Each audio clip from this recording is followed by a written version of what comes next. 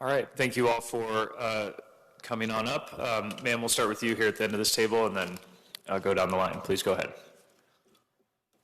Thank you, Mr. Chair and committee members. My name is Kimberly Corban, and I am here today as a survivor of sexual assault. I want to make it very clear that the person that is speaking to you today is not the same person who survived when a stranger broke into my apartment at 20 years old, held me captive for 2 hours, and raped me. I was on the morning of May 12th, 2006, and I became a shell of myself. My life was forever changed, and it wasn't my choice.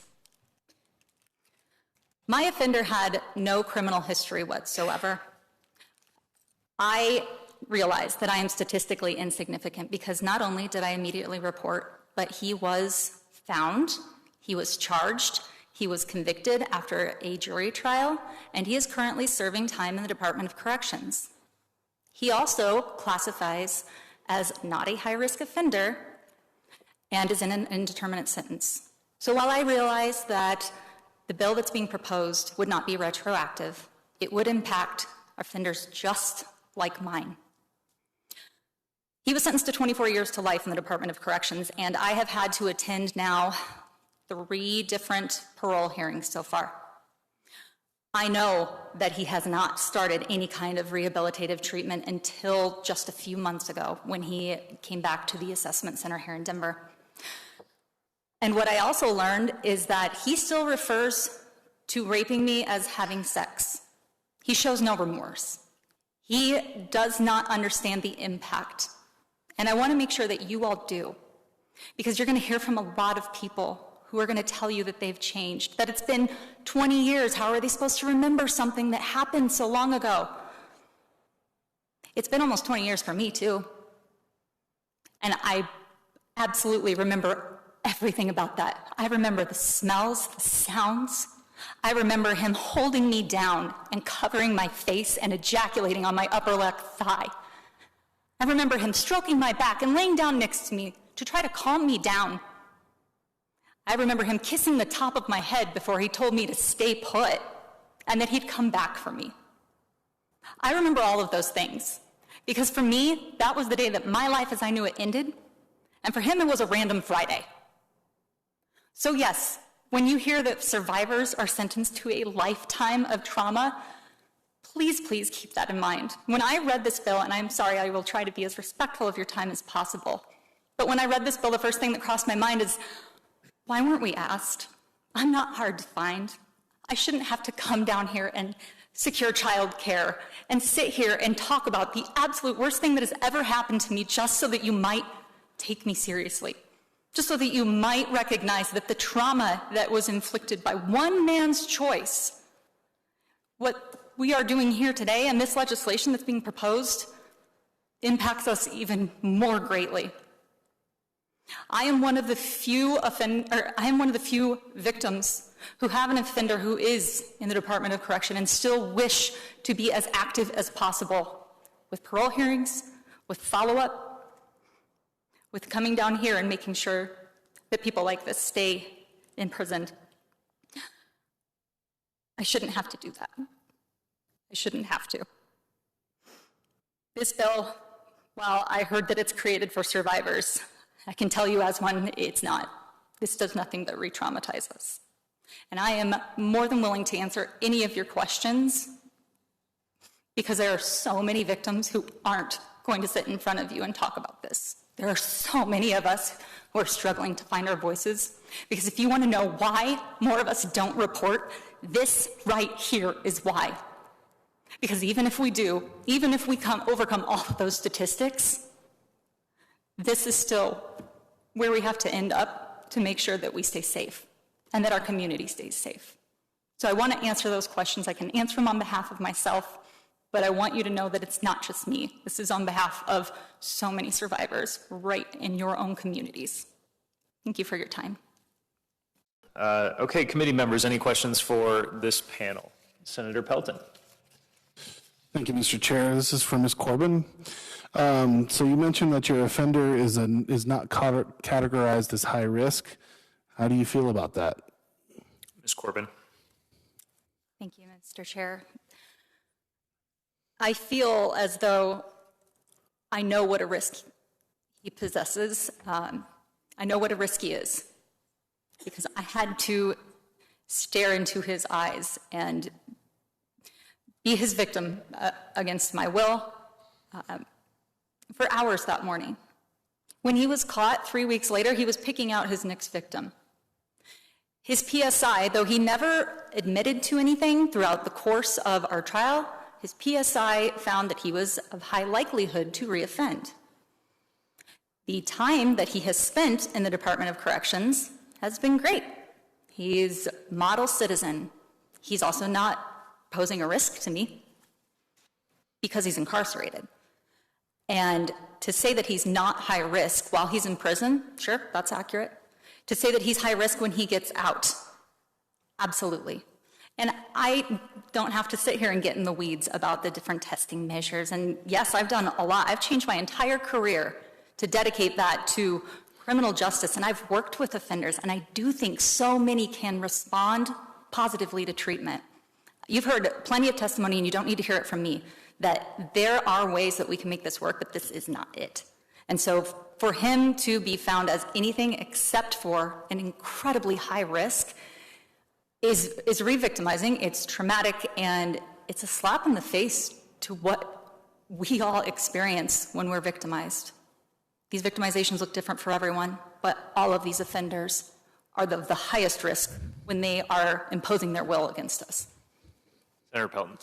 Thank you, Mr. Chair. So other states have harsher mandatory sentences under the classic Jessica's law models. Florida has the death penalty for sex offenses against a minor under 12, yet Colorado provides a path forward for parole much faster than many of those states. From a victim's perspective, is Colorado the right way, or should we have, or should we adopt much harsher laws? Ms. Corban. Thank you, Mr. Chair. I don't want to sit here and opine on what other laws we could create, but you know what? I would love to be invited to that table. I'd love to have those discussions before it gets to this point. I would love to have our voices heard, and it's not just me. I have been called many times the perfect victim, because I'm a middle-class white female.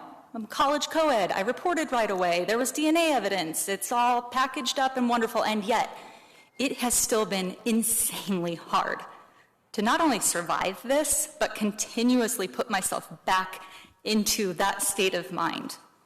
Who else is going to do it? Who else is going to make sure that he stays there? Who else is going to get those random parole form letters, an email that happened in my inbox because I opted into Vine, just on a random afternoon that completely flipped my world upside down.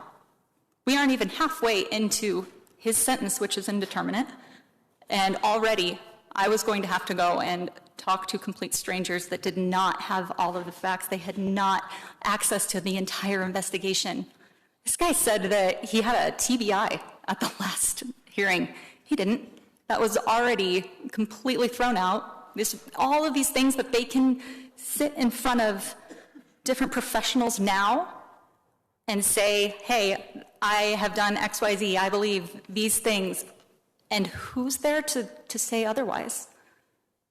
It shouldn't have to be me. And so, yes, there should be harsher penalties, but dragging us back through the system, and especially if you were to release him, I can't imagine what that would do to my life now. I have sought treatment since the day that this happened. I have gone over and over so many different bills. The cost to me as a victim is unfathomable. And I've heard us talk about cost today. I've heard us talk about not just the mental aspects of what it is to be an offender in the Department of Corrections, but the cost to Coloradoans. What about the cost to your victims? Because there are far more of us than there are offenders, especially those who have already been incarcerated. The lost wages, the inability for us to seek education or to pursue our careers or to be functioning, wonderful members of our society. We are paying the cost of something that we did not do to ourselves. And I will say something that echoes what I said back in the first time when he was first arrested. The idea of a plea agreement was brought up just in a first meeting. And that was the first time that the shell of myself actually felt a passion under my butt, and I said, absolutely not. He cut me no slack when he chose to stalk me and rape me. Why are we going to cut him slack just because he was caught? And I still stand true to that today. Thank you. I want to turn to Ms. Corban, is it? Ms. Corban, first of all, thank you for having the courage and willingness to come and testify and talk about what is unimaginable. And I know, having talked to other victims as well, turned your life upside down and changed it forever in an afternoon.